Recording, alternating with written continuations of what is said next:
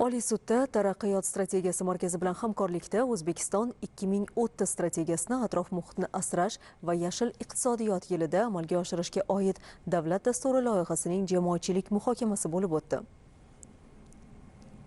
O'zbekiston 2030 strategiyasini atrof muhitni asrash va yashil iqtisodiyot yilida amalga oshirishga oid davlat dasturi loyihasi sudyalar tomonidan muhokama qilindi. Dastlab tadbir ishtirokchilariga 2025-yilgi davlat dasturi loyihasining mazmun-mohiyati va unda nazarda tutilayotgan sud-huquq tizimiga oid chora-tadbirlar haqida ma'lumot berildi.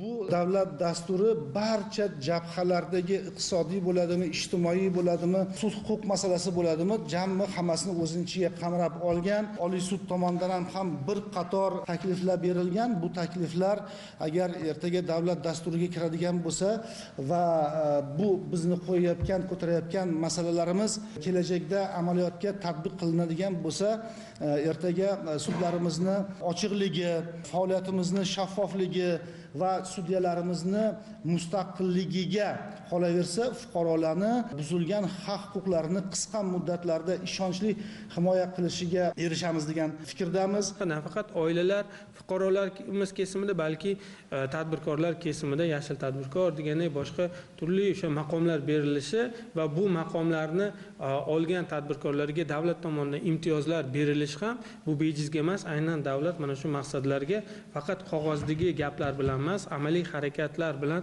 erishishga qaratilgan choralarni ko'rayotganligini ko'rishimiz mumkin.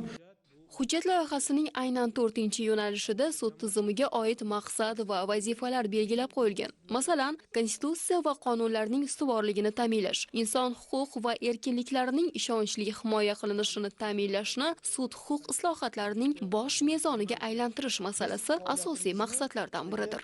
Mazkur dasturda 265 ta amaliy dasturiy choralar belgilangan bo'lib, aynan shu davlat dasturini tasdiqlash masalasida sudlar tomonidan ham muayyan takliflar kiritilmoqda. Hamda davlatimiz rahbari tomonidan olib borilayotgan siyosatni xalqimizga yetkazish borasida muayyan ishlar amalga oshirilmoqda. Bular qatorida sudlar tomonidan aynan konstitutsiya qonunlarining ustuvorligini ta'minlash, fuqarolarning huquqlarini odil sudlarga erishish orqali ta'minlash maqsadida aynan sudlarda axborot texnologiyalarini joriy qilish markazini tashkil etish hamda Smart sud konsepsiyasini joriy qilish borasida takliflar berilgan. Muhokamadan o'rin olgan keyingi masala sud tizimini moliyalashtirishda sud hokimiyati mustaqilligi kafolatlarini kuchaytirish bo'yicha qonun loyihasini yaratish bo'ldi. Shuningdek, davlat dasturi loyihasining muhokamasida qatnashgan sudyalar sohaga oid o'zlarining qator taklif va tashabbuslarini ham bildirib o'tishdi.